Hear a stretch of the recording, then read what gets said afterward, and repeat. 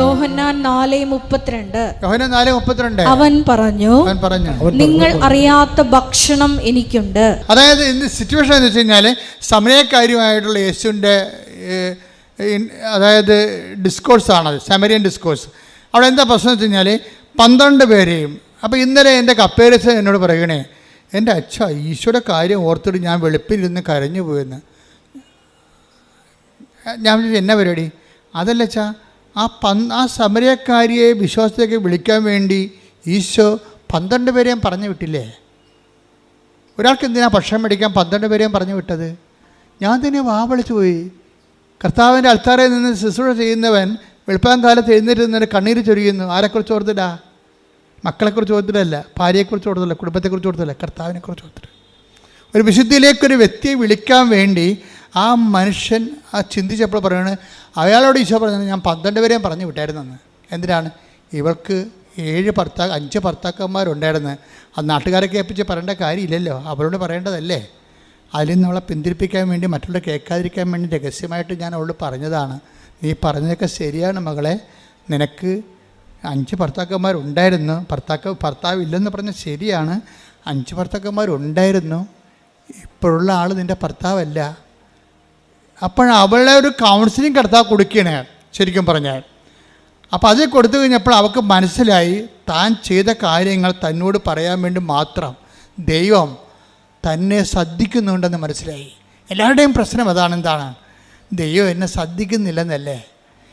ദൈവത്തെ സ്നേഹിക്കുന്നവർക്ക് മാത്രമേ ദൈവം എന്നെ ശ്രദ്ധിക്കുന്നുണ്ടെന്ന് പറയാൻ പറ്റത്തുള്ളൂ. അതൊരു അനുഭവമാണ് ശരിക്കും. അപ്പോൾ അവർക്ക് മനസ്സിലായി, ദൈവം എന്നെ ശ്രദ്ധിക്കുന്നുണ്ട്. ഈ ലോകത്ത് 600 കോടി മനുഷ്യരുണ്ടെങ്കിലും ഞാൻ മാത്രമേ ഉള്ളെങ്കിലും എന്നെ ദൈവം ശ്രദ്ധിക്കുന്നുണ്ട്. എൻ്റെ നന്മ ദൈവം ആഗ്രഹിക്കുന്നുണ്ട്. എന്നെ അനുഗ്രഹിക്കാൻ ദൈവം ആഗ്രഹിക്കുന്നുണ്ട്. എൻ്റെ ദൈവം എത്രയോ വലിയവനാണ്. ആ ദൈവത്തെക്കുറിച്ച് സ്നേഹത്തെ ഓർക്കുമ്പോഴാണ് ശരിക്കും അനുതാപം ആരംഭിക്കുന്നത്. ദൈവസ്നേഹമാണ്. അതുകൊണ്ടാണ് ഉടമ്പടിയിൽ ഒരിക്കലും ഞങ്ങൾ പാപത്തെക്കുറിച്ച് ഇങ്ങനെ 1, 2, 3, 4 എന്ന് പറയത്തില്ല. എന്താ പറയണം? ഞങ്ങൾ അനുതാപത്തെക്കുറിച്ച് പറയും. അനുതാപത്തെക്കുറിച്ച് എന്താ പറയണത്? അനുതാപം ഒരു പ്രോഡക്റ്റാണ്. എന്തിൻ്റെയാണ്? ദൈവസ്നേഹത്തിൻ്റെ പ്രോഡക്റ്റാണ്. നിങ്ങൾ പത്രം കൊടുക്കുമ്പോഴും കർത്താവേ എനിക്ക് കൊടുക്കാനേ പറയും. എൻ്റെ കണ്ണുകൊണ്ട് തന്നെ ഇത് കണ്ട് വായിക്കാൻ പറ്റണില്ല. പക്ഷെ മറ്റുള്ളവർ വായിക്കാൻ വേണ്ടി ഞാനിത് കൊടുക്കുമ്പോൾ എൻ്റെ പരാധീനത കൂടി അവരെ പരിഹരിച്ചിട്ട് അവർ വായിച്ചിട്ട് നിന്നെ അറിയാൻ ഇടയാക്കണേ. അങ്ങനെ ഉള്ളിൽ പ്രാർത്ഥനയോടുകൂടിയാണ് കൊടുക്കണമെന്നുണ്ടെങ്കിൽ നിങ്ങൾ ദൈവസ്നേഹം വർദ്ധിക്കാം. സാക്ഷ്യങ്ങൾ പറയുന്നവരുടെ ദൈവസ്നേഹത്തിൽ നിലവാരം നിങ്ങൾ ശ്രദ്ധിക്കണം. വല്ലാത്ത നിലവാരമുള്ളവരാണ് ഈ ദൈവസ്നേഹത്തിൻ്റെ സാക്ഷ്യം പറയണത്. അങ്ങനെ വരുമ്പോൾ ദൈവസ്നേഹം മുന്തുന്ന അനുസരിച്ച് കൊണ്ട് അനുതാപം നിരന്തരമായിക്കൊണ്ടേയിരിക്കും. നിരന്തര അനുതാപം ഒരു പ്രോസസ്സാണ് മരണം വരെ. അതാണ് 10 ദിവസമൊക്കെ he went out and cried bitterly എന്നൊക്കെ പറയുമ്പോഴും ഗ്രീക്കുകാരൻ പറയും കാറ്റാഫിലയോൺ, പ്രസൻറ്റ് കണ്ടിന്യൂസ് ടെൻസാണ് ഉപയോഗിക്കുന്നത്. എന്താണ്? അവൻ കരഞ്ഞുകൊണ്ടേയിരുന്നു. മരണം വരെ കരഞ്ഞൊരു മനുഷ്യനാണ് കർത്താവിൻ്റെ താക്കോല് കിട്ടിയ അധികാരം കിട്ടിയ ആൾ. അയാൾ പഠിച്ച ആളല്ല, അയാൾ മരണം വരെ കരഞ്ഞുകൊണ്ടിരുന്ന ആളാണ്. അനുതാപത്തിൽ നിന്ന് അനുതാപത്തിലേക്ക് 10 ദിവസം പോയിക്കൊണ്ടേയിരുന്നു. അനുതാപത്തിലേക്ക് പോയിക്കൊണ്ടിരുന്നു. ഇത് തന്നെയാണ് ശരിക്കും പറഞ്ഞാൽ ബദനിലെ മറിയത്തിന് സംഭവിച്ചത്. മറിയം ദാഠ്യമൊക്കെ വെച്ചുകൊണ്ടിരിക്കുകയായിരുന്നേ. കാര്യം മറിയം യേശുവിൻ്റെ വലിയ ആളായിരുന്നല്ലോ. യേശു വീട്ടിൽ വന്നപ്പോൾ മാർത്ത ഭയങ്കര ബഹളമൊക്കെ കാണിച്ച് കർത്താവിന് വേണ്ടി ഭക്ഷണം ചെയ്യുമ്പോഴും മറിയം കർത്താവിൻ്റെ മുഖത്ത് നോക്കി കർത്താവിൻ്റെ വചനം കേട്ട് അവിടെ ഇങ്ങനെ സാഗൂതം അങ്ങനെ ഇരിക്കുകയായിരുന്നു. അത്രയ്ക്ക് ഇൻറ്റിമസി ആയിരുന്നു. പക്ഷേ ആ വചനം കേൾക്കാൻ തന്നെ അവൾക്ക് ത്രില്ലടിക്കുമായിരുന്നു. അപ്പം അതുകൊണ്ട് അത് അവളിൽ നിന്ന് മാറ്റപ്പെടുക. വചനം കേൾക്കാനുള്ള അഭിനിവേശവും അഭിഷേകവും ഒക്കെ കിട്ടിയിട്ടുണ്ട്. മാർത്ത ബഹളം ഉണ്ടാകും, പറയും കർത്താവ് പറയും ഐ ആം സോറി മാർത്ത, ഇവൾക്കിത് അഭിഷേകമായിട്ട് കിട്ടിയിരിക്കുന്ന വചനം, അത് അവളിൽ നിന്ന് മാറ്റപ്പെടത്തില്ലെന്നാണ് തോന്നണമെന്ന് പറയും. അത് ദൈവം കൊടുത്തൊരു വരമാണ്. ദൈവം ആ വരം തിരിച്ചെടുത്താൽ മാത്രമേ അവൾ അടുക്കളയിൽ പോയി ജോലി ചെയ്യത്തുള്ളൂ. അപ്പോൾ ദൈവം ആ വരം തിരിച്ചെടുക്കാൻ തയ്യാറല്ല. അപ്പം അതുകൊണ്ട് നീ നിൻ്റെ ജോലി തന്നെ പെട്ടെന്ന് കൂട്ടിയിട്ട് കറികളുടെ എണ്ണമൊക്കെ കുറച്ചിട്ട് നീയും വന്ന് എൻ്റെ കൂടെ ഇരിക്കും ഇവിടെ പോയി, അതാണ് എനിക്കിഷ്ടമെന്ന് ഈശോ പറയും. എന്ത് രസമാണ് ആ ഡിസ്കോഴ്സ് കേൾക്കാൻ, മനോഹരമാണ് ശരിക്കും. അപ്പം അത് ഞാനത് പറയാം. പക്ഷെ അതൊക്കെ നമ്മൾ പറയേണ്ടതേ ഇപ്പം ഞാൻ പറഞ്ഞു നിർത്തിയതിന് സംഭവിച്ചു കഴിഞ്ഞാൽ ഈ മകളെ തനിച്ച് വിളിച്ചിട്ട് അവളുടെ ജീവിതത്തിലേക്ക് ദൈവം കടന്നു വരാൻ ആഗ്രഹിക്കുന്നു. അവൾ ബേസിക്കായിട്ട് നല്ലവളാണെന്ന് തോന്നുകയാണ്. അതാണ് ഈ ബേസിക്കായിട്ട് നല്ലവനാകണമെന്ന് എപ്പോഴും നല്ലതാണ്. എന്നുവെച്ചാൽ ഒരു അവസരം വന്നാൽ ദൈവത്തിന് വേണ്ടി നമ്മൾ ഒരു നിലപാടെടുക്കുന്നവരാണ് ബേസിക്കായിട്ട് നല്ലവർ. അപ്പം അങ്ങനെ ഉണ്ട്. അതുകൊണ്ട് അവരോട് അത് പറയുമ്പോൾ അവരോട് സംസാരിച്ചുകൊണ്ടിട്ട് സംസാരം തീരണില്ല. കാര്യം ഇത് വലിയൊരു നീണ്ട കഥയാണല്ലോ. അപ്പോൾ 10 ദിവസം ഭക്ഷണം കൊണ്ട് വന്നിട്ട് അകലെ നിൽക്കുകയാണ് വെയിലത്ത്. ഞാൻ ആ കിണറ്റിൽ പോയിട്ടുള്ളതാണ്. കർത്താവ് ഇരുന്ന് സംസാരിച്ച കിണർ ഇപ്പോഴും ഉണ്ട് സമരയൊക്കെ. അവിടെ ഒരു അറബി മരം നിൽക്കുന്നുണ്ട്. പക്ഷെ ഭയങ്കര മഞ്ഞ നിറവാണ്. അവിടെ വെള്ളമൊന്നുമില്ല, കിണറുണ്ടെന്ന് മാത്രമേ ഉള്ളൂ. വെള്ളമില്ലാത്ത കാരണം മരുഭൂമി പോലുള്ള സ്ഥലമാണ് സമരിയയിൽ യാക്കോബിൻ്റെ കിണർ. അവിടെ ഇരുന്നാൽ ഞാൻ അവിടെ ഇരുന്നപ്പോൾ ശരിക്കും ഞാൻ എൻ്റെ കണ്ണ് നിറഞ്ഞു പോയി. കിണറിൻ്റെ അരികിൽ നിന്നപ്പോൾ ഞാൻ പറഞ്ഞു, ഈശോ എന്ത് കഷ്ടമാണ്. ഒരു ആത്മാവിനെ വീണ്ടെടുക്കാൻ വേണ്ടി ഈ കിണറ്റിൻ്റെ കരയിൽ 43 ഡിഗ്രി ചൂടാണ് അപ്പോൾ ഉള്ളത്. അപ്പൻ്റെ ടെമ്പറേച്ചർ 43 ഡിഗ്രിയാണ്. ആ ചൂടിൽ ഇവളെയും കാത്ത് ഇവളോട് സംസാരിക്കാൻ നിൽക്കണം കർത്താവ്. എന്ന് വെച്ചാൽ അതുപോലുള്ള ജനലക്ഷങ്ങളാണ്, ഇനി കോടികളാണ് ഭൂമിയിലേക്ക് വരുന്നത്. അവർക്കെല്ലാം വേണ്ടിയുള്ള കർത്താവിൻ്റെ കരുതലും കാത്തു നിൽപ്പും എന്ന് വെച്ചാൽ നമ്മുടെ കാണുമ്പോൾ കണ്ണ് നിറഞ്ഞു പോകും. എന്നിട്ട് സംസാരം തീരാത്തപ്പോൾ അവനെ ഡിസ്റ്റർബ് ചെയ്യുന്നുണ്ട് പത്രോസ് പറയും, ഗുരു ഭക്ഷണം. അപ്പോൾ പത്രോസിനോട് ഈശോ പറയും, നിങ്ങളറിയാത്ത ഭക്ഷണം എനിക്കുണ്ടെന്ന് പറയും. അപ്പോൾ പത്രോസിനത് സുവിശേഷം മനസ്സിലാകത്തില്ല. പത്രോസ് ആരെങ്കിലും കൊണ്ടുവന്ന് നമ്മളെക്കാൾ നേരത്തെ ഭക്ഷണം കൊടുത്ത് കാണുമായിരിക്കും, അല്ലെങ്കിൽ ചേർത്ത് തന്നെ വന്ന് ഭക്ഷണം കൊടുത്ത് കാണുമായിരിക്കും. പക്ഷേ സംസാരം എല്ലാം പിരിഞ്ഞ് പോകുമ്പോൾ അവൾ പെട്ടെന്ന് നാട്ടിലിട്ട് പോയിട്ട് വലിയ സുവിശേഷ വേലയൊക്കെ ചെയ്തിട്ട് തിരിച്ചു വരും. അതിനുള്ളിൽ കർത്താവ് പറയും, നിങ്ങളറിയാത്ത ഭക്ഷണം എനിക്കുണ്ട്. എന്താ എൻ്റെ ഇഷ്ടം? എൻ്റെ ഭക്ഷണം എന്താണ്? എൻ്റെ പിതാവിൻ്റെ ഇഷ്ടം നിറവേറ്റുകയാണ് എൻ്റെ ഭക്ഷണം. അപ്പോൾ അടയാളങ്ങളില്ലെങ്കിലും ദൈവത്തിൻ്റെ ഒരു നീല ഉടമ്പടിക്കാരും ചാര ഉടമ്പടിക്കാരും ഒക്കെ ശ്രദ്ധിക്കേണ്ടത്, നിങ്ങൾക്ക് അടയാളങ്ങൾ ഉണ്ടാവാതിരിക്കാനാണ് ഞാൻ പ്രാർത്ഥിക്കുന്നത്. എന്താ കാര്യം എന്നറിയാമോ? ആ ഒരു മച്ചൂരിലേക്ക് ഉടമ്പടി ചെല്ലുമ്പോഴേ ദൈവ ഇഷ്ടം അന്നു വേണ്ട ആഹാരം ഡെയിലി ബ്രെഡായിട്ട് നമ്മളതിൽ കഴിച്ച് നിത്യതയ്ക്ക് വേണ്ടി നമ്മളെ തന്നെ ഒരുക്കും. അനുദിന ജീവിതത്തിൻ്റെ കാരണങ്ങൾ ഇതൊക്കെ നിങ്ങൾക്ക് ആവശ്യമാണെന്ന് എൻ്റെ സ്വർഗസ്ഥൻ. ഇപ്പം നിങ്ങൾ ദൈവത്തിൻ്റെ സ്വഭാവം ബീന വിജയൻ്റെ സാക്ഷ്യത്തിൽ നിന്ന് take the word of God 10:51 മർക്കോസ് 10:51. യേശു ചോദിച്ചു, ഞാൻ നിനക്ക് വേണ്ടി എന്ത് ചെയ്യണമെന്നാണ് നീ ആഗ്രഹിക്കുന്നത്? Praise the Lord. യേശു ചോദിച്ചു, ഞാൻ നിനക്ക് ഒരു അന്ധന് കാഴ്ച നൽകുന്ന സംഭവമാണ്. അന്ധനെ കാണുമ്പോൾ ഈശോ ചോദിക്കണത്, ഞാൻ നിനക്ക് വേണ്ടി എന്ത് ചെയ്യണം? അപ്പോൾ അവനെന്ത് പറയും? എനിക്ക് കാണണമെന്ന് പറയും. അപ്പം നമ്മൾക്ക് പെർട്ടിക്കുലറായിട്ട് ഇപ്പോൾ ബീന വിജയൻ എന്താ കർത്താവിനോട് ചോദിച്ചത്? എനിക്ക് ജോലി വേണം, പക്ഷെ ഞാൻ ടീച്ചറാണ്. എനിക്ക് രാവിലെ പോകണം, എൻ്റെ 2 കുഞ്ഞുങ്ങളുണ്ട്, വൈകുന്നേരം വരണം. അങ്ങനെ ഒരു നേഴ്സിന് ജോലി കിട്ടുക, പക്ഷേ എനിക്ക് ജോലി തരണം, എനിക്ക് കുഞ്ഞുങ്ങളെ പോറ്റണ്ടേ. അപ്പോൾ ഞാൻ എന്ത് 10:51 പറഞ്ഞാൽ എന്താണ്? ഞാൻ എന്ത് പറഞ്ഞേ? ഞാൻ നിനക്ക് വേണ്ടി എന്ത് ചെയ്യണമെന്നാണ് നീ ആഗ്രഹിക്കുന്നത്. അപ്പൊ നമ്മൾ ഈ ഉടമ്പടി വെച്ചിരിക്കുന്ന 6 കാര്യങ്ങൾ നമ്മൾ ആഗ്രഹിക്കണതല്ലേ, അത് നടക്കും. നമ്മൾ ഉടമ്പടി വെച്ചിരിക്കുന്ന 6 കാര്യങ്ങളെ നമ്മൾ ആഗ്രഹിക്കുന്ന കാര്യങ്ങളല്ലേ, അത് 10:51 പ്രകാരം നടക്കും. ജപ്തി ആയാലും സ്ഥലമില്ലെങ്കിലും പ്രൊമോഷൻ വേണമെങ്കിലും നിങ്ങളെ പിരിച്ചുവിട്ട കമ്പനി തിരിച്ചെടുക്കണമെങ്കിലും എല്ലാം നടക്കും. നിങ്ങൾ ഉടമ്പടിയിൽ എന്ത് ചെയ്യണം? നിങ്ങളെ ഉടമ്പടിയിൽ ആദ്യം നിങ്ങൾ എന്ത് ചെയ്യണം? നിങ്ങളുടെ ആദ്യം ദൈവരാജ്യത്തെയും അതിൻ്റെ നീതിയെയും കുറിച്ച് നമുക്കൊരു അന്വേഷണമുണ്ട്. ഉടമ്പടി ഒരു അന്വേഷണമാണ്. എവിടെയാണ്, ഏത് മേഖലയിലാണ് ദൈവത്തിൻ്റെ രാജ്യവും നീതിയും എനിക്ക് നിറവേറ്റിപ്പോകും. അപ്പോൾ ദൈവത്തെക്കുറിച്ചുള്ള ചിന്തയും ദൈവവചന അനുപേക്ഷണീയമായ ഒരു ജീവിത പുനഃക്രമീകരണവുമാണ് ഉടമ്പടി ആവശ്യപ്പെടുന്നത്. ഇതിനകത്ത് വരുമ്പോൾ ഒരു ഭാഗം കഴിയുമ്പോൾ, അടയാളങ്ങളുടെ ഒരു കാലം കഴിയുമ്പോൾ, നമുക്കറിയാമല്ലോ ബൈബിളിൻ്റെ ഒരു ചിട്ടവട്ടങ്ങളിൽ നോക്കിയാൽ മനസ്സിലാകും. ബൈബിള് ഒരു 15-ാം അധ്യായം പറയും. മർക്കോസിൻ്റെ സുവിശേഷം എടുക്കാം. മർക്കോസിൻ്റെ സുവിശേഷത്തിൽ ഒരു 18 അധ്യായം ഉണ്ടെന്ന്, 16 അധ്യായം ഉണ്ട്. 16 അധ്യായം എന്ന് പറയുമ്പോൾ 8 അധ്യായം കഴിയുമ്പോൾ പിന്നെ അത്ഭുതങ്ങളില്ല. യോഹന്നാന്റെ സുവിശേഷം എത്ര ഉണ്ട്? 21 അധ്യായങ്ങളുണ്ട്. ആ ലാസറിനെ ഉയർപ്പിച്ച് കഴിഞ്ഞാൽ പിന്നെ അത്ഭുതങ്ങളില്ല. 11-ാം അധ്യായത്തിൽ വെച്ച് ക്ലോസ് ചെയ്യും, ഷഡ് ചെയ്യും. എല്ലാ അടയാളങ്ങളും ഷഡ് ചെയ്യും. ലുക്കാൻ്റെ സുവിശേഷത്തിൽ അത് തന്നെ സംഭവം. 24 അധ്യായങ്ങളുണ്ട്. 12 അധ്യായത്തെ വെച്ച് അടയാളങ്ങൾ ക്ലോസ് ചെയ്യും. അടയാളം ഒരു കാലമാണ്, ദൈവത്തിലേക്ക് നിന്നെ വളർത്തിക്കൊണ്ടുവരുന്നൊരു കാലമാണ്. പിന്നെ നമ്മൾ അടയാളമില്ലാത്ത കാലം അമ്മയോടൊപ്പം ജീവിക്കും. നമ്മൾ അടയാളമില്ലെങ്കിലും അമ്മയോടൊപ്പം ജീവിക്കും. എന്താ കാര്യം? അടയാളമെന്ന് പറയണത് അന്നന്ന് വേണ്ട ആഹാരം പോലെയാണ്. എന്താണ്? അങ്ങയുടെ ഇഷ്ടം നിറവേറ്റുകയാണ്, എൻ്റെ പിതാവിൻ്റെ ഇഷ്ടം നിറവേറ്റുകയാണ്. നിങ്ങളറിയാത്ത ഭക്ഷണം എനിക്കുണ്ട്. എന്താണ് കാര്യം? എൻ്റെ പിതാവിൻ്റെ ഇഷ്ടം നിറവേറ്റുകയാണ് എൻ്റെ ആഹാരം. ചില കാര്യങ്ങൾക്ക് അടയാളങ്ങൾ കിട്ടിയില്ല എന്നുണ്ടെങ്കിൽ അപ്പോൾ അടയാളം കിട്ടുന്ന വെള്ളിയാണെങ്കിൽ അടയാളം കിട്ടാതെ തന്നെ നിലനിൽക്കുകയും അതേസമയം നീ അത് അക്സെപ്റ്റ് ചെയ്യുകയും ചെയ്യുമ്പോൾ അത് ദൈവഹിതമാകുകയും സ്വർണ്ണമാകുകയും ചെയ്യും. അതെന്താ അർത്ഥമെന്ന് ഞാൻ പറഞ്ഞാൽ, ഇപ്പം നിങ്ങൾക്ക് ഇന്നലെ ഒരു സാക്ഷ്യം, മെനിയെന്നൊരു സാക്ഷ്യം. അവർക്ക് കുറേ 8 കൊല്ലമായിട്ട് മക്കളില്ല. മെനിയെന്നത്തെ സാക്ഷ്യമാണ്. 8 കൊല്ലമായിട്ട് അവർക്ക് മക്കളില്ല. അപ്പോൾ പല തരത്തിലുള്ള സംഭവങ്ങളൊക്കെ ചെയ്തിട്ടും ഈ ശാസ്ത്രീയമായ മേഖല നോക്കിയിട്ട് അവർക്ക് മക്കളില്ല. പക്ഷെ ഉടമ്പടി എടുത്തപ്പോൾ അന്ന് തന്നെ അവർ ആ ആഴ്ചത്തിന് അവർ പ്രഗ്നൻ്റ് ആകും. പക്ഷെ എത്രയാണ്? ആ 8 കൊല്ലത്തെ കുടിശ്ശിക അരിയറും തീർത്തുകൊണ്ടാണ്. ഇപ്പോൾ ഒരു കൊല്ലം ഒരു കൊച്ചിനെ പ്രസവിക്കണമെങ്കിൽ അതിനെ വളർത്തി പാലുകുടി മാറണമെങ്കിൽ എന്നെ 2.5 കൊല്ലം വേണമല്ലോ, അല്ലേ?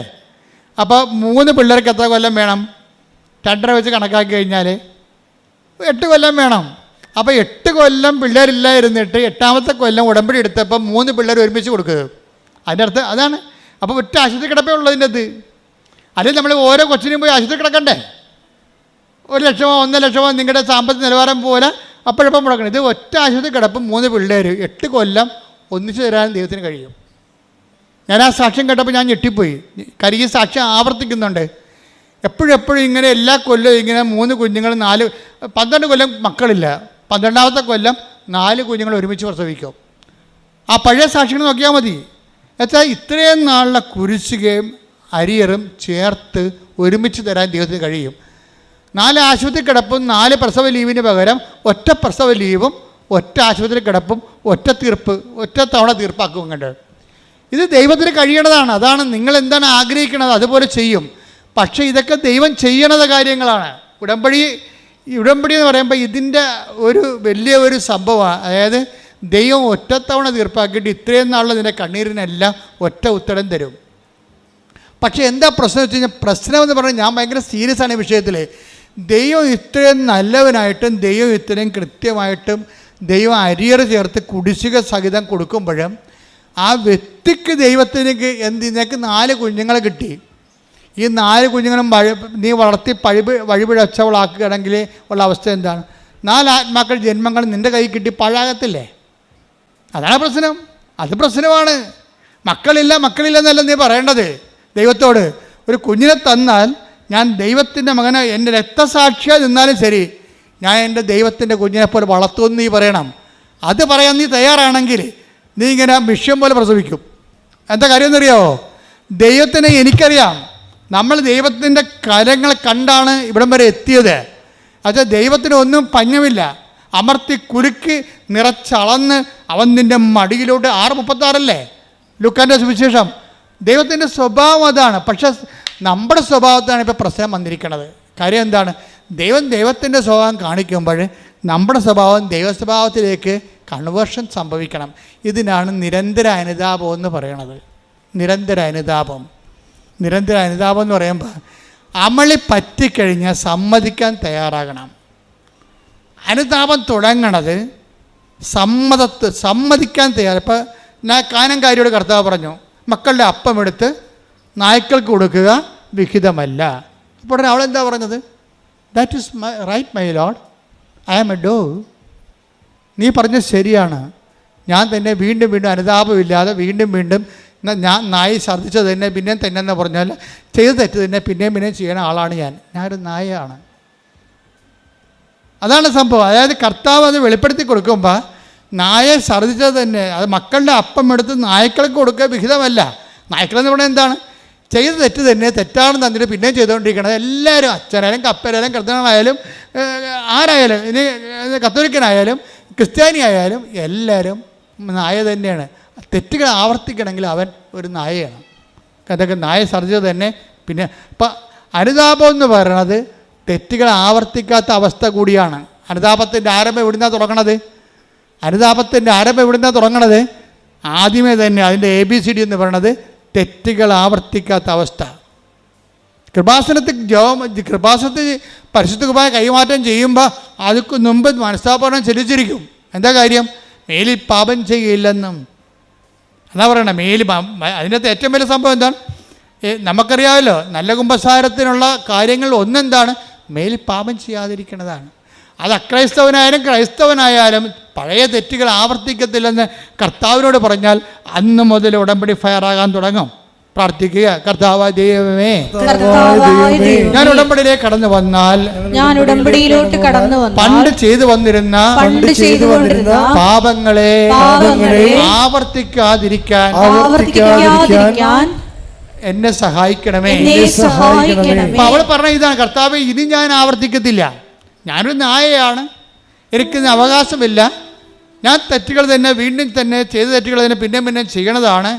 പക്ഷേ ഇനി ഞാൻ ഞങ്ങൾക്ക് ഒരു അവകാശമുണ്ടല്ലോ നിൻ്റെ മുമ്പിൽ. അപ്പോൾ എല്ലാം സമ്മതിക്കും, തൻ്റെ അവസ്ഥകളെ സമ്മതിക്കും, അത് തിരിച്ചറിയും. ഇവിടുത്തെ പ്രോബ്ലം എന്താണ്? നമ്മൾ നല്ലതാണെന്ന് വിചാരിക്കണമല്ല പ്രശ്നം. നമ്മൾക്ക് എനിക്കൊരു കുഴപ്പമില്ല, ഞാൻ ഓക്കെ ആണെന്നല്ലേ എല്ലാവരും പറയണത്. അതാണ് കുഴപ്പം മുഴുവനും. ഉടമ്പടിയുടെ കുഴപ്പമെന്ന് പറയുന്ന ബോധ്യം. നാലാമത്തെ ബോധ്യം എന്താണ്? ഞാൻ ഓക്കെയാണ്. എന്നെക്കാൾ വിശുദ്ധനോ എന്നെക്കാൾ നല്ല മനുഷ്യനോ ലോകത്തില്ല. അപ്പം നമ്മളുടെ വശം നീതീകരിച്ചു കൊണ്ട് അവസാനം വരെ നമ്മൾ നിൽക്കും. എല്ലാവരുടെ സംസാരം, ഇൻക്ലൂഡിങ് മൈസെൽഫ്, എല്ലാവരുടെ സംസാരത്തിലും സ്വയം നീതീകരണം എന്ന് പറയണത് ശരിക്കും പറഞ്ഞാൽ അനുതാപമില്ലാത്ത അവസ്ഥ തന്നെയാണ്. സ്വയം നീതീകരിക്കണം. പക്ഷേ നമ്മൾ ഓക്കെയാണ്, അവരാണ് കുഴപ്പക്കാരെന്ന്. നമ്മൾ ഓക്കെയാണ്, അവരാണ് കുഴപ്പക്കാർ. പക്ഷേ കാര്യം എന്താ പറയണത്? ഞാൻ ഓക്കെ അല്ല കർത്താവേ, അത് ശരിയാണ്, അങ്ങ് പറഞ്ഞ ശരിയാണ്. മറിയവും ഈ അനുതാപത്തിലേക്ക് ആ കാനങ്കാരി കടന്നു വന്നപ്പോഴാണ് മക്കളുടെ അപ്പം എടുത്ത് അവൾക്ക് കൊടുത്തത്. നിത്യജീവൻ ഉൾപ്പെടെയുള്ള ദൈവാനുഗ്രഹങ്ങളിലേക്ക് അവളെ കർത്താവ് തിരിച്ചു കൊണ്ടുവരികയാണ്. ദൈവത്തിലേക്ക് വരിക എന്ന് വെച്ച് കഴിഞ്ഞാൽ ഒരു അടയാളം. ഇപ്പോൾ എന്തുമാത്രം നോൺ ക്രിസ്ത്യൻസാണ് ഉടമ്പടി എടുക്കുന്നത്? നിങ്ങൾക്ക് തോന്നുന്നുണ്ടോ നിങ്ങളുടെ മകളെ കെട്ടിക്കാനാണ് യേശു ക്രിസ്തു ക്രൂശിക്കപ്പെട്ടതെന്ന്? നിങ്ങൾക്ക് തോന്നുന്നു നിങ്ങൾ സ്ഥലം വിൽക്കാനാണ് കർത്താവ് ഉയർപ്പിക്കപ്പെട്ടതെന്ന്? നിങ്ങൾ കർത്താവിൻ്റെ ഉയർപ്പിൻ്റെ ഉത്ഥാനത്തിനും പങ്കാളികളായിട്ട് ഉടമ്പടിയിൽ നിന്ന് പങ്കുപറ്റുന്നുണ്ടെങ്കിൽ ദൈവിക ലക്ഷ്യമെന്ന് തിരിച്ചറിയണം. എന്താ കാര്യം? നിത്യതയാണ് എൻ്റെ ലക്ഷ്യം. നിങ്ങൾ പ്രാർത്ഥിക്കേണ്ടത് എന്താണ്? കർത്താവേ, നിത്യത വരെ അങ്ങോട്ട് ജീവിക്കാൻ എന്നെ സഹായിക്കണമേ. പ്രാർത്ഥിക്കുക, കർത്താവേ അനുതാപത്തിന്റെ നീണ്ട സമയ സഞ്ചാരങ്ങളിലെ നിത്യത വരെ ജീവിക്കുവാൻ അങ്ങയോടൊപ്പം ജീവിക്കുവാൻ എന്നെ സഹായിക്കണമേ. ശ്രദ്ധിക്കട്ടെ.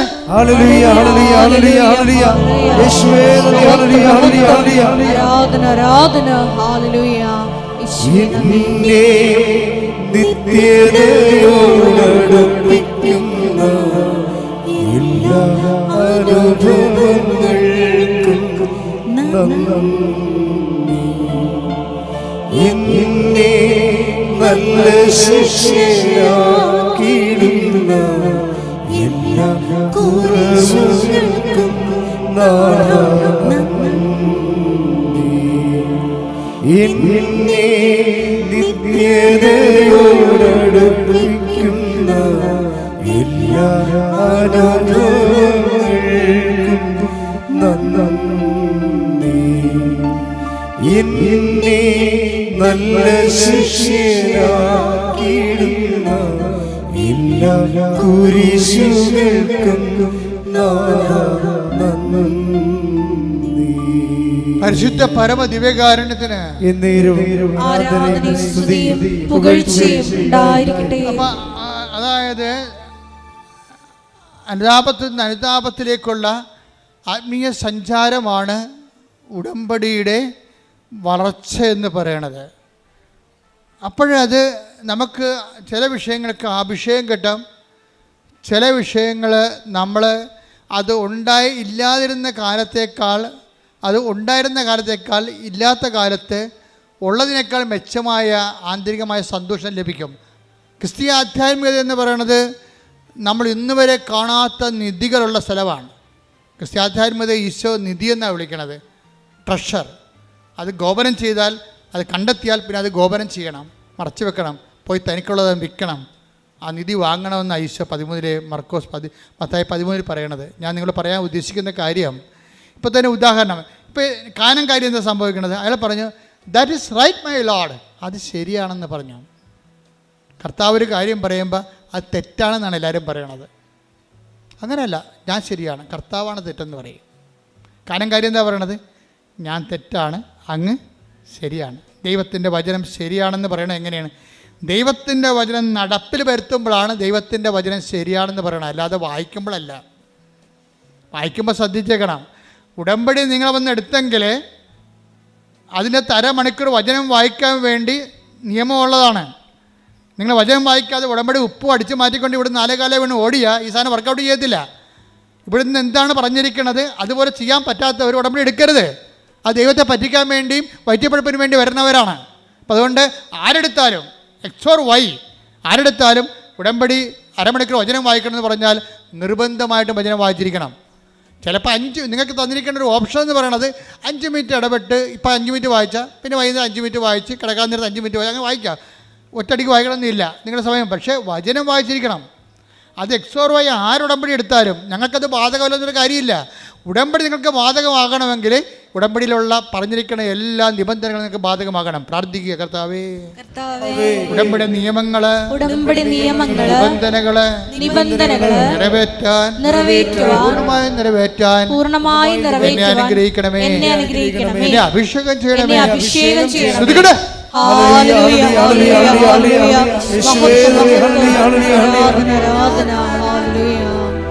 പരിശുദ്ധ പരമദിവ്യകാരുണ്യത്തിന് ആരാധനയും സ്തുതിയും പുകഴ്ചയും ഉണ്ടായിരിക്കട്ടെ. നമ്മൾ അതിന്റെ പൂർണ്ണതയിലേക്ക് വരികയാണ്. വീണ്ടും വരുന്നത് ഇവിടെ എന്ത് സംഭവം? കാനംകാരി അത് ശരിയാണെന്ന് പറഞ്ഞു. അവിടെയാണ് അനുതാപം. നീ പറഞ്ഞത് ശരിയാണെന്ന് പറയണത്. നമ്മുടെ ജീവിതമല്ല ശരി, കർത്താവിൻ്റെ വചനമാണ് ശരി. ഇനി കർത്താവിൻ്റെ വചനം അനുസരിച്ചുകൊണ്ട് ഞാൻ എൻ്റെ ജീവിതം പുനഃക്രമീകരിക്കുമെന്നാണ് കാനംകാരി പറഞ്ഞത്. അപ്പോൾ അവളുടെ മകൾ സുഖം പ്രാപിച്ചു. അടയാളങ്ങൾ ദൈവം നൽകണത് ദൈവവചനം ശരിയാണെന്ന് നമ്മുടെ ജീവിതത്തിൽ വചനം നിറവേറ്റിക്കൊണ്ട് സാക്ഷ്യം പറയും, സാക്ഷ്യപ്പെടുത്തി ജീവിക്കുമ്പോഴാണ് ദൈവം അത് ശരിയായിട്ട് അംഗീകരിക്കണത്. ഇത് തന്നെയാണ് ശരിക്കും പറഞ്ഞാൽ ബദനിയായിലെ മറിയം ചെയ്യണത്. ബദനിയായിലെ മറിയത്തിന് ഒരു തെറ്റ് പറ്റി. എന്താ തെറ്റ്? അവൾ കർത്താവിനെ മിസ്അണ്ടർസ്റ്റാൻഡ് ചെയ്ത് വചനം ചുമ്മാ കേട്ടോണ്ടിരിക്കണതാണ് കാര്യമെന്നാണ് അവൾ വിചാരിച്ചത്. വലിയ ആനക്കാര്യമായിരിക്കും വചനം വായിച്ചുകൊണ്ടിരിക്കണതും കേട്ടുകൊണ്ടിരിക്കണതും. പക്ഷെ മാർത്ത അവളുടെ ചേർത്തി മാർത്തായ്ക്ക് വചനത്തെക്കുറിച്ച് വലിയ ഗ്രാഹ്യമൊന്നുമില്ല. അത് നിയമപരമായിട്ട് അവൾ ജീവിക്കുന്നുണ്ട്, വചനം വായിക്കുന്നുണ്ട്. പക്ഷെ അവൾ പറയണത് ഉത്തരവാദിത്തങ്ങളൊക്കെ ചെയ്യണതാണ് വലിയ കാര്യമെന്നാണ് അവൾ പറയണത്. ഇത് രണ്ട് എക്സ്ട്രീമാണെന്നാണ് ഈശോ പറയണത്. ഉത്തരവാദിത്തങ്ങളും ചെയ്യണം, വചനം നിറവേറ്റുകയും ചെയ്യണം, വചനം വായിക്കുകയും ചെയ്യണം, വചനം കേൾക്കുകയും ചെയ്യണം. അതുകൊണ്ടാണ് നീയും വന്ന് വചനം കേൾക്കാൻ പറയണത്. പക്ഷേ എന്നാ പറ്റി? ഒരു ഇഷ്യൂ ആ കുടുംബത്തെ ക്രിയേറ്റ് ചെയ്യുമ്പോൾ ആ തൂണും തുണയുമായി നിന്ന ലാസർ അവരുടെ ആങ്ങള തന്നെ രോഗിയായി നോക്കുമ്പോൾ എന്താ പറ്റി? അടുത്തിരുന്ന മറിയം പറയും രോഗിയായതുകൊണ്ട് അവർ ആദ്യം ഈ ലാസറിന് രോഗം വന്നിട്ട് മറിയം മൈൻഡ് ചെയ്യില്ല. എന്താ കാര്യം? ആണും തൂണും തടിയും തൻ്റെടിയുമായിട്ട് നിൽക്കുന്നത് ആരാണ്? ദൈവം അവിടെ കൂടെ ഉണ്ട്, ഈശോ ഉണ്ട്. കാനായിലെ കല്യാണത്തിൽ വെള്ളം വീഞ്ഞാക്കിയും കടൽ വീഞ്ഞാക്കിയും നടന്നവൻ. അങ്ങനെ ഒത്തിരി ബയോഡേറ്റ ഉള്ള ക്രിസ്തു അവളുടെ ഒരു കുടുംബ സുഹൃത്തിനെ പോലെ ഉണ്ട്. ദൈവമായിട്ട് ആവശ്യമില്ലാത്ത സ്വകാര്യ ബന്ധം ചില ആൾക്കാരുണ്ടാക്കും. കർത്താവിൻ്റെ പ്രാണനാണ്, സുഹൃത്താണ്, മണ്ണാങ്കട്ടിൻ്റെ ഒരു ഒപ്പുമല്ല. ലാസ്റ്റ് 2 പെങ്ങന്മാരുണ്ടായിരുന്നു, ഒന്ന് മാർത്ത ഒന്ന് മറിയം. പറഞ്ഞ കർത്താവിൻ്റെ ഫ്രണ്ടാണെന്ന്. കർത്താവ് പറഞ്ഞ് ഒട്ടേണ്ടി വരുന്നു പറഞ്ഞു. ഒരു ഫ്രണ്ടുമല്ല, അങ്ങനെ റിലേഷൻ ഇല്ലെന്ന് പറയും. എന്താ കാര്യം? ദൈവമായിട്ട് നമുക്കൊരു മാനുഷികമായ ഫ്രണ്ട്ഷിപ്പല്ല ഉള്ളത്, ദൈവവും ദൈവത്തിന് മക്കളും എന്നുള്ള ഫ്രണ്ട്ഷിപ്പാണ് നമുക്കുള്ളത്. ഈ ഫ്രണ്ട്ഷിപ്പിൻ്റെ സമയത്തുണ്ടായിരുന്ന വിഷയം എന്ന് പറയണത്, ഇപ്പോൾ ഒരു ഇഷ്യൂ ഉണ്ടായി, നമ്മളത് എപ്പോഴും അണ്ടർ ടെസ്റ്റിംഗ് ആണ്. നീ ദൈവത്തിൻ്റെ എന്ത് റിലേഷൻ്റെ നിലവാരത്തിലാണെങ്കിലും ദൈവം പറയും എനിക്ക് ടെസ്റ്റ്, നീ കാര്യങ്ങളൊക്കെ പറഞ്ഞാൽ ശരിയാണ്, പക്ഷേ ടെസ്റ്റ് ചെയ്യാനുണ്ടെന്ന് പറയും. അങ്ങനെ ലാസറിന് പണി കൊടുക്കണത്. ലാസർ ചത്ത് മലക്കും. അപ്പോൾ ഇവിടെ നിലവിട്ട് പോകും. ആരുമില്ലല്ലോ ഇപ്പം. കർത്താവിന് വേണ്ടി ആഹാരം ചെയ്താണ് ഇവർ ഒരു വർഷം മുഴുവനും. കർത്താവിനെ കൊണ്ടിരുന്ന് വചനം പങ്കുവെച്ചതാണ് മറിയാം. ഒരു കഥയുമില്ല, കർത്താവില്ല, ആരുമില്ല. ആൾക്കാരൊക്കെ പറഞ്ഞു വിട്ടിട്ടുണ്ട് കൊണ്ടുവരാൻ. ആര് വരാൻ? ചത്ത് ചീഞ്ഞ് അടക്കി തീർന്ന്. എന്നിട്ടില്ല. അവസാനം ഇവരെല്ലാം ഡൗണായി. പ്രാർത്ഥിച്ചിട്ട് എന്ത് കാര്യം? കർത്താവ് വീട്ടിൽ വന്നെന്ന് പറഞ്ഞിട്ട് എന്ത് കാര്യം? ഇവിടെ ഇരുന്ന് സംസാരിച്ചെന്ന് പറഞ്ഞിട്ട് എന്ത് കാര്യം? നമുക്കൊരാവശ്യമില്ല ഉള്ളപ്പോൾ ആരുമില്ലല്ലോ. അതാ, നമുക്കൊരാവശ്യമുള്ളപ്പോൾ ആരുമില്ലല്ലോ. അതായത് എപ്പോൾ ടെസ്റ്റിംഗ് ടൈം എപ്പോഴും നിൽക്കാൻ മനസ്സിലാക്കണം. കർത്താവുമായിട്ട് നിൽക്കുമ്പോൾ നമ്മൾ എന്ത് ജോലി ചെയ്തു, നമ്മൾ എന്ത് കർത്താവുമായിട്ട് ബന്ധമാണ്. ഇപ്പം ഞങ്ങളൊക്കെ ഫുൾ ടൈം കോൺസെൻട്രേറ്റഡാണ്. ഞാൻ. എൻ്റെ ജീവിതത്തിലാണെങ്കിൽ ഒരു ടൈം പോലും ഞാൻ നഷ്ടപ്പെടുത്തിയിട്ടില്ല. എൻ്റെ ജീവിതത്തിൻ്റെ ഏറ്റവും വലിയ വിജയമാണത്. കർത്താവിന് മുമ്പിൽ എനിക്ക് തന്നൊരു ദാനമാണ്. ഒരു ടൈം പോലും ഞാൻ വേസ്റ്റ് ചെയ്തിട്ടില്ല, വേസ്റ്റിന് വേണ്ടി ഉപയോഗിച്ചിട്ടില്ല. എല്ലാം സുവിശേഷത്തിന് വേണ്ടിയും സഭയ്ക്ക് വേണ്ടിയും സാംസ്കാരിക കലാവിധങ്ങൾക്ക് വേണ്ടിയും സഭയോട് ബന്ധപ്പെട്ട സമൂഹത്തിന് വേണ്ടിയും പൊതുസമൂഹത്തിന് വേണ്ടിയാണ് ജീവിച്ചത്. ഇപ്പോഴും അങ്ങനെയാണ്, ഒരു സമയം കളയത്തില്ല. പക്ഷേ എനിക്ക് ഇത്രയും കൃത്യമായിട്ട് സുവിശേഷ വേലയായിട്ട് ജീവിച്ചിട്ടും എനിക്ക് എന്തെല്ലാം പ്രോബ്ലംസാണ് ഉള്ളത്. എനിക്ക് ന്യായമായി ദൈവം തരേണ്ട ഒരു കാര്യം തന്നിട്ടില്ല. ദൈവത്തിന് വേണ്ടി ഒത്തിരി കാര്യങ്ങൾ ദൈവം ചെയ്തിട്ടുണ്ട്, അതിന് എന്നെ പങ്കെടുപ്പിച്ചിട്ടുണ്ട്. അത് ഞാൻ സന്തോഷമായി. ഇപ്പം നിങ്ങൾ ദൈവത്തിന് വേണ്ടി തന്ന കാര്യമാണ് ഉടമ്പടി, ദൈവത്തിന് വേണ്ടി തന്ന കാര്യമാണ് നിങ്ങൾ. അത് ഞാൻ നന്നായിട്ട് ചെയ്യുന്നുണ്ട്. പക്ഷേ ഇതുപോലും ആരോഗ്യത്തോടെ ചെയ്യാൻ വേണ്ടി ദൈവം അനുവദിച്ചിട്ടില്ല. എന്താ കാര്യം? ഒരു കൈ കർത്താവിനെ പിടിച്ചുകൊണ്ടേ നടക്കാൻ പറ്റത്തുള്ളൂ. അതെപ്പോഴും നമ്മൾ ശ്രദ്ധിക്കണം. എന്നോട് കാണിക്കാത്ത കാരുണ്യം നിങ്ങളോട് കാണിക്കുമോ? എന്താ സംഭവിച്ചു കഴിഞ്ഞാൽ, കാണിക്കാൻ പറ്റില്ലെന്നൊന്നും ഞാൻ പറയണില്ല. പക്ഷേ ഇതൊരു മനസ്സിലാക്കേണ്ട സത്യമാണ്. നമ്മൾ ദൈവത്തിൽ അടുക്കുമ്പോൾ ആൾക്കാർ ദൈവത്തിൽ അടുക്കണത് എന്താണ്? നമുക്ക് പ്രശ്നമൊന്നും ഉണ്ടാകരുത്, അത് വേണ്ടിയാണ് ദൈവത്തിൽ എടുക്കുന്നത്. നാളെ പിള്ളേർ പള്ളിക്കൂടത്തിൽ പോകുമ്പോൾ പട്ടി കടിക്കരുത്, അതിനാണ് കുടുംബപ്രാർത്ഥന നടത്തും. എന്താ കുടുംബപ്രാർത്ഥന? അല്ല വല്ല അബദ്ധം ഉണ്ടാകും, വല്ല അപകടം ഉണ്ടാകും. അപ്പോൾ ഈ പേടിച്ചിട്ടാണ് കുടുംബപ്രാർത്ഥന നടത്തുന്നത്, അല്ല ദൈവത്തെ സ്നേഹിച്ചിട്ടല്ല. പല അണ്ണന്മാരും പള്ളിയിൽ പോണതും പല അണ്ണന്മാരും കുടുംബപ്രാർത്ഥന നടത്തേണ്ട കാര്യം എന്താണ്? നമുക്ക് പണി കിട്ടല്ലേ കർത്താവേ, നമുക്ക് പണി തരുന്നത് കേട്ടാ, പണി തരാതിരിക്കാൻ വേണ്ടിയാണേ. അത് ദൈവത്തിന് അറിയാം. അത് വെച്ച് കഴിഞ്ഞാൽ പേടിച്ചിട്ടാണ് പല കാര്യങ്ങളും ചെയ്യണത്. അങ്ങനെയല്ല, ദൈവത്തിനെ സ്നേഹിച്ചിട്ട് ചെയ്യണതിലേക്ക് നീ ഒരു ടെസ്റ്റ് തരും. അപ്പം ടെസ്റ്റ് തന്നപ്പോൾ എന്ത് പറ്റി? ടെസ്റ്റിൽ മറിയാൻ തോറ്റു. മാർത്ത, വചനം കേൾക്കാത്ത മാർത്ത അപ്പോഴും പിടിച്ചു നിന്ന്. 4 ദിവസം കഴിഞ്ഞപ്പോൾ ചീഞ്ഞപ്പോൾ ആൾ വന്നിട്ടുണ്ട്, കർത്താവ് വന്നിട്ടുണ്ട്, ചീഞ്ഞ ആൾ. ആ കുഴിമാടത്തിന് പുറത്ത് വരെ മണമാണ്, അടുക്കലെന്നാണ് ശിഷ്യന്മാർ പറയണത്. ഇപ്പം കർത്താവ് അവിടെ വന്ന് നിൽക്കണമെന്ന് കണ്ടപ്പോൾ മറിയാൻ പറഞ്ഞു, വരിയെ പോവുകയും ചെയ്യട്ടെ, നമുക്കെന്താണ്? വരിയെ പോവുകയും ചെയ്യട്ടെ, നമുക്കെന്താണ്? കാര്യം നമുക്ക് വരാനുള്ളതിനെല്ലാം വന്ന്, വരാനുള്ള വഴി തങ്ങുക, പോകാനുള്ളവൻ പോയി. ഇനിയിപ്പോൾ ആര് വന്നിട്ട് എന്ത് കാര്യം, പോയിട്ട് എന്ത് കാര്യം? മറിയം പോയില്ല, മറിയം തോറ്റു ആ പരീക്ഷയ്ക്ക്. മാർത്തായാണ് ഇടിച്ചതിൽ കയറണത്. മാർത്തായതിന് അവിടെ ചെന്നിട്ട് പറയുവേ, എന്താണ്? കർത്താവേ, നീ ഇവിടെ ഉണ്ടായിരുന്നെങ്കിൽ. ഒരു വചനം കേൾക്കാത്ത പാർട്ടിയാണ്, പക്ഷേ വിശ്വാസ ജീവിതം കറക്റ്റാണ്. നീ ഇവിടെ ഉണ്ടായിരുന്നെങ്കിൽ എൻ്റെ സഹോദരൻ മരിക്കുകയില്ല.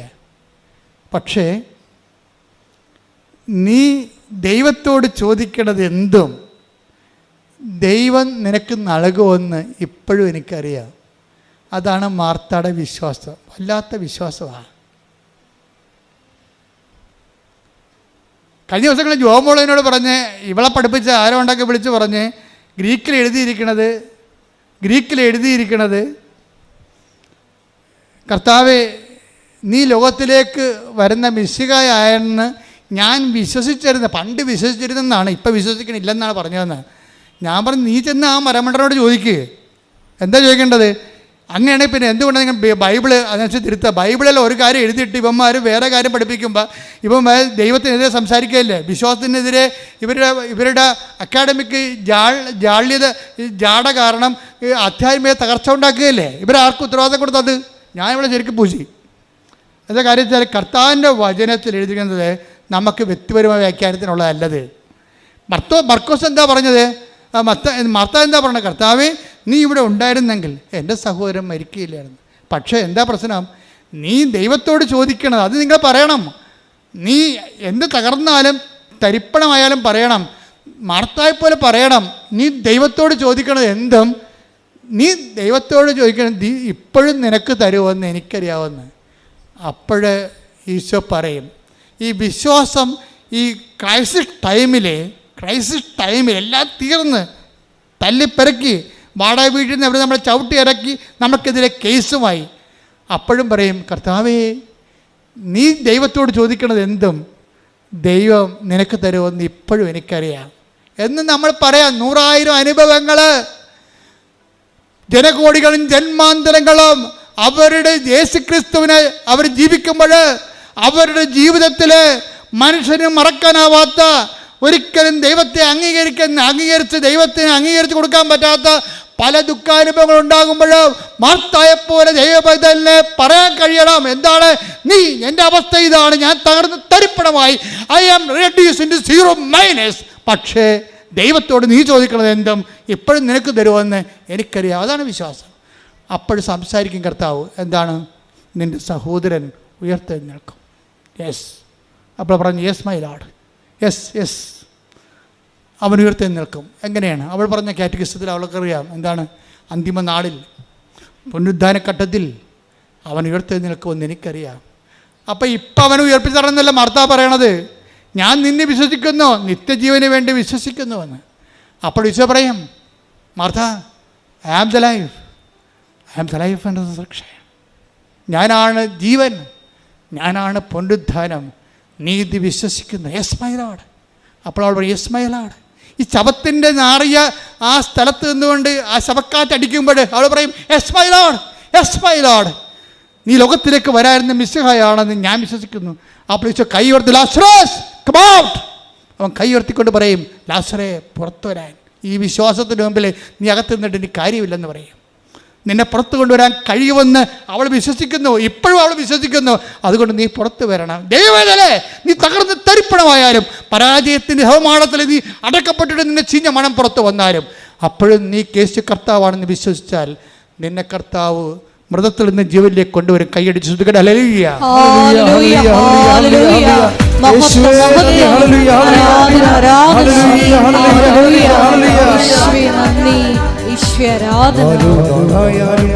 നാറ്റംഭവിച്ചാലും കല്ലറ കർത്തൻ വന്നിടും. നാറ്റംഭവിച്ചാലും കല്ലറ കർത്തൻ വന്നിടും. വിശ്വസിച്ചാൽ നീ മഹത്വം കാണാം, സാത്താന്റെ പ്രവൃത്തികൾ തകർന്നിടും. വിശ്വസിച്ചാൽ നീ മഹത്വം കാണാം, സാത്താന്റെ പ്രവൃത്തികൾ തകർന്നിടും. കാണുന്നില്ല വിശ്വാസത്താ എൻ മുൻപിൽ ചെങ്കടൽ ഉണ്ടാകുന്നു.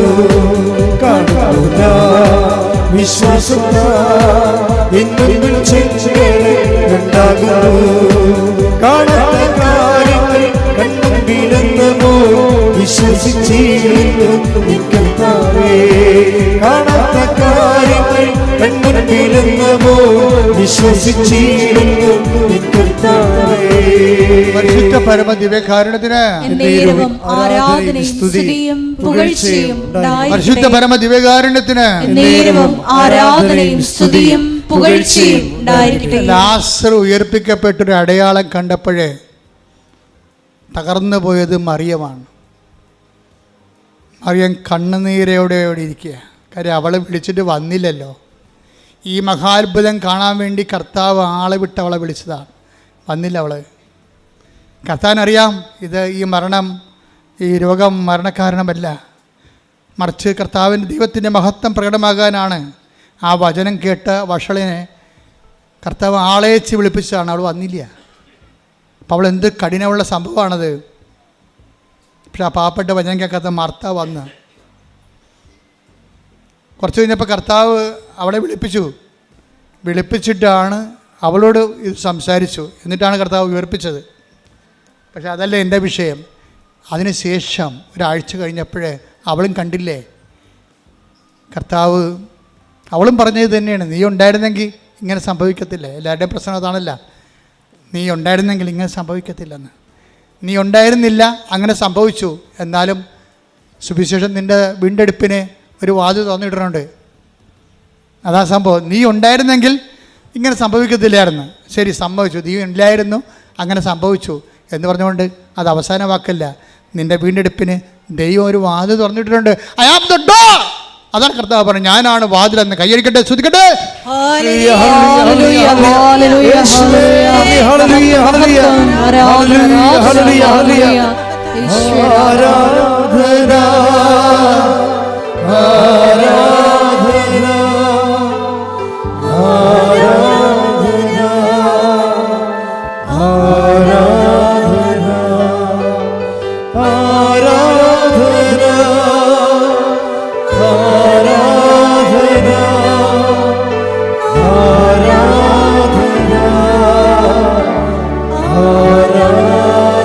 പരിശുദ്ധ പരമദിവ്യകാരുണ്യത്തിന് ആരാധനയും സ്തുതിയും പുകഴ്ചയും ഉണ്ടായിരിക്കട്ടെ. ഈ കാഴ്ച കണ്ടിട്ട് തോറ്റുപോയില്ല കർത്താവേ.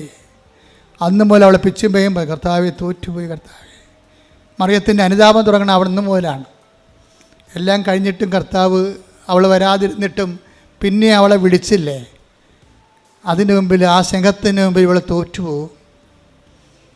തോറ്റുപോകുക തന്നെയല്ല, കർത്താവ് ആരാണെന്ന് അവൾ കാണുകയും ചെയ്യും. അപ്പോൾ അവൾ എപ്പോഴും പറയും, തോറ്റുപോയി കർത്താവെ, തോറ്റുപോയി, നിൻ്റെ സ്നേഹത്തിന് മുമ്പ് ഞാൻ തോറ്റുപോയി എന്ന് പറഞ്ഞ് അവളത്, ആ അനുതാപമാണ് ബെഥനിയിലെ മറിയം പിന്നെ ലാസറിൻ്റെ വീട്ടിലെ കർത്താവിനെ വിളിക്കാൻ കാരണം. ഒരു നേരത്തെ ഭക്ഷണത്തിന് വീണ്ടും പഴയതുപോലെ ലാസറുണ്ടാവും, മർത്തായുണ്ടാവും, മറിയം ഉണ്ടാവും. യേശുവിനെ വിളിക്കുമ്പോൾ അന്ന് വരെ ചെയ്യാത്തൊരു കാര്യം മറിയം ചെയ്യും. എന്താണ് ചെയ്യണത്? തോറ്റുപോയി കർത്താവേ, നിൻ്റെ സ്നേഹത്തിന് മുമ്പിൽ തോറ്റുപോയെന്ന് പറയാൻ വേണ്ടി ഒരു കുപ്പി നാർദിൻ സുഗന്ധം എടുത്തിട്ട് അവൻ്റെ കാലെ പൂശിക്കൊണ്ടിരിക്കും. അത് അവളുടെ അനുതാപമാണത്.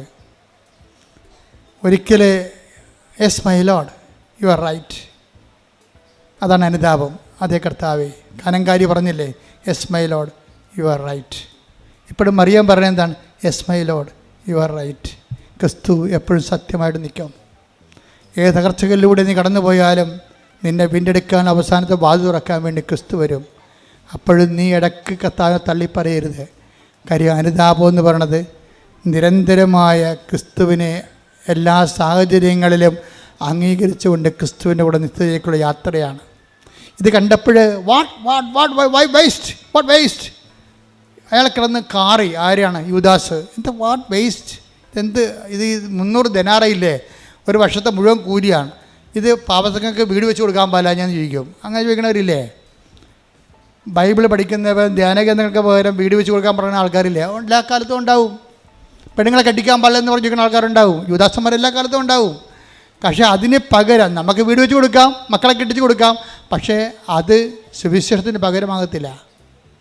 അപ്പോൾ അത് സുവിശേഷത്തിന് പകരമാകാത്ത കാരണം യൂദാസിനോട് ഈശോ അഡ്രസ്സ് ചെയ്യും. അവനോട് അഡ്രസ്സ് ചെയ്യേണ്ട ഒരു കാര്യമില്ല, ഞാനാണ് അഡ്രസ്സ് ചെയ്യത്തില്ല, അവനോട് മിണ്ടാതിരിക്കുകയുള്ളൂ. നമുക്കെന്തിനാണ് ഈ പറഞ്ഞോട് സംസാരിക്കേണ്ട ആവശ്യം? Why you should waste my time. പക്ഷേ എല്ലാവർക്കും വേണ്ടി കർത്താവ് അവനോട് സംസാരിക്കും. എന്താ പറഞ്ഞത്? ജൂഡാസ്, എൻ്റെ നീ അത്ര നെഞ്ചുവേദന എടുക്കേണ്ട കാര്യമൊന്നുമില്ല കരുതി. നീ വലിയ റാഷണാലിറ്റി കളിച്ചിട്ടും നാട്ടുകാരുടെ മുമ്പിൽ വലിയ സാമൂഹ്യ പരിഷ്കർത്താവേണ്ട കാര്യമൊന്നുമില്ല. എൻ്റെ ശവസംസ്കാരത്തിന് വേണ്ടി ഇത് ചെയ്തതെന്ന് നീ കരുതി വെച്ചാൽ മതി, വണ്ടി വിട്ടേക്കാൻ പറയും. എൻ്റെ ശവസംസ്കാരത്തിന് വേണ്ടി. പക്ഷേ നീ ഒരു കാര്യം മനസ്സിലാക്കണം. എന്താ കാര്യം? നീ അതിനെ മനസ്സിലാക്കേണ്ട കാലങ്ങളാണ് നിനക്ക് വരാൻ പോണത്. എൻ്റെ സുവിശേഷം എവിടെയെങ്കിലും പറയുകയും കേട്ടോ, the word of God. Mathai 26:13 സത്യമായി ഞാൻ നിങ്ങളോട് പറയുന്നു, സത്യമായി ഞാൻ നിങ്ങളോട് പറയുന്നു, ലോകത്തിൽ എവിടെയെല്ലാം ഈ സുവിശേഷം പ്രസംഗിക്കപ്പെടുമോ അവിടെയെല്ലാം ഇവൾ ചെയ്ത കാര്യവും ഇവളുടെ സ്മരണയ്ക്കായി പ്രസ്താവിക്കപ്പെടും. അപ്പൊ ഇത് നാർദിൻ സുഗന്ധതൈലം കെട്ട് വിറ്റ് പെണ്ണ് കെട്ടിക്കണതും, പെണ്ണുങ്ങളെ മക്കളെ കെട്ടിക്കണതും, ജോലി വാങ്ങിച്ചു കൊടുക്കണതും, വീട് വെച്ച് കൊടുക്കണതും ഒക്കെ അല്ല പ്രശ്നം. അത് സെക്കൻഡറി ആയിട്ട് ഇതിൻ്റെ ഫലങ്ങളായിട്ട് വരണതാണ്. ആദ്യം വേണ്ടത് എന്താണ്? സുവിശേഷം പ്രചരിക്കപ്പെടണം. ഏറ്റവും വലിയ കാരുണ്യം എന്ന് പറയുന്ന, കാരുണ്യപ്രവൃത്തി എന്ന് പറയുന്നത് എന്താണെന്നറിയാവോ? സുവിശേഷം കൈമാറ്റം ചെയ്യപ്പെടുന്ന ഏറ്റവും വലിയ കാരുണ്യപ്രവൃത്തി. കരുണയുടെ വർഷത്തിൽ കർത്താവ് എനിക്ക് തന്ന വെളിപാട് ഞാൻ അന്നത്തെ സുവിശേഷത്തിൽ പറഞ്ഞിട്ടുണ്ട്. കാരുണ്യപ്രവൃത്തി എന്ന് പറയണത് കർത്താവിനെ അറിയാത്തവരെ അറിയിക്കുന്നതും അറിഞ്ഞവരെ ആഴപ്പെടുന്നതുമാണ്. അതുകൊണ്ട് ഈ സുവിശേഷം ലോകം മുഴുവൻ പ്രഘോഷിക്കപ്പെടുമ്പോഴും നിൻ്റെ പേര് പറയും, വേറെ രീതിയിലാണ് പറയണത്, പക്ഷേ ഇവളുടെ പേര് പറയും. അത് പ്രഘോഷിക്കപ്പെടുന്നതിൻ്റെ ഭാഗമായിരിക്കും. സുവിശേഷ പ്രഘോഷത്തിൻ്റെ ഭാഗമായിട്ടായിരിക്കും ഇവിടെ അനുതാപം ഇനി പ്രഘോഷിക്കപ്പെടാൻ പോകുന്നതെന്ന് പറയും. അവൾക്ക് ചെയ്യാൻ കഴിയണം അവൾ ചെയ്തു, അവൾക്ക് ചെയ്യാൻ കഴിയണം അവൾ ചെയ്തു. അവിടെ ചെയ്തതിനെ, അവിടെ അനുതാപത്തെ ദൈവം അംഗീകരിക്കും. എന്താ കാര്യം? ലാസർ ഉയർത്തപ്പോൾ നീ ലോകത്തിലേക്ക് വരായിരുന്ന മിശിഹായാണ്, നീ ദൈവത്തെ മനുഷ്യൻ മരിച്ചാലും ഉയർത്തെഴുന്നേൽപ്പിക്കണ ദൈവമാണെന്ന് അവൾ നേരിട്ട് കണ്ടപ്പോൾ അവനിൽ വിശ്വസിക്കുന്നവന് നിത്യജീവനുണ്ടെന്ന് മാർത്തായെപ്പോലെ അവൾ ഏറ്റു പറഞ്ഞതാണ്. കർത്താവിൻ്റെ കാലത്ത് പാദങ്ങൾ പൂശിയ അനുതാപത്തിൻ്റെ സുഗന്ധ തൈലമെന്ന് പറയുന്നത് നിത്യതയ്ക്ക് വേണ്ടിയുള്ള അച്ചാരമാണ്. കൈയ്യടിക്കട്ടെ, ശ്രുതിക്കട്ടെ, ഹല്ലേലൂയ.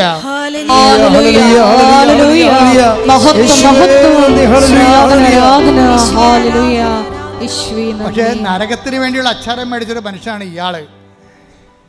നരകത്തിന് വേണ്ടിയുള്ള അച്ചാരം, ഇവളെ നിത്യതയ്ക്ക് വേണ്ടിയുള്ള അച്ചാരം വിട്ട്, പക്ഷെ അവൾ ചെയ്യാനുള്ള ചെയ്തോളാൻ പറഞ്ഞു, ചെയ്യട്ടെ എന്ന് പറഞ്ഞു. പക്ഷേ നിത്യതയുടെ കൂദാശ സ്ഥാപിക്കുമ്പോൾ ആദ്യം ഒരു സാധാരണ അപ്പം എടുത്തിട്ട് യുവദാസൻ കർത്താവ് പറയും. അപ്പോഴും പറഞ്ഞ വാക്ക് ഇത് തന്നെയാണ്. എന്താണ്? പണ്ട് മറിയത്തിന് വേണ്ടി പറഞ്ഞ വാക്ക് തന്നെയാണ്, നീ ചെയ്യാനുള്ളത് നീയും ചെയ്യുക, അവൾ ചെയ്യാനുള്ളത് അവൾ ചെയ്ത്. അത് നിത്യതയ്ക്ക് വേണ്ടി ഓഹരിയാകും. ലോകത്ത് എവിടെ സുവിശേഷം പ്രസംഗിച്ചാലും അവൾ പറയുന്ന ചെയ്യുന്ന കാര്യം, ഇനി നീ ചെയ്യാനുള്ളത് നീയും ചെയ്യുക എന്ന് പറയും. എന്താ അവൾ ചെയ്യാൻ പോണത്? അപ്പോൾ യോഹന്നാൻ്റെ സുവിശേഷം പറയുവേ, അപ്പോൾ രാത്രിയായിരുന്നെന്ന്. എന്താണ്? അപ്പക്കഷ്ണം സ്വീകരിച്ച ഉടനെ അവനിൽ പിശാച് പ്രവേശിച്ചു. അപ്പം എന്ത് സംഭവിച്ചു? അപ്പോൾ രാത്രിയായിരുന്നു. യോഹന്നാൻ 13:30.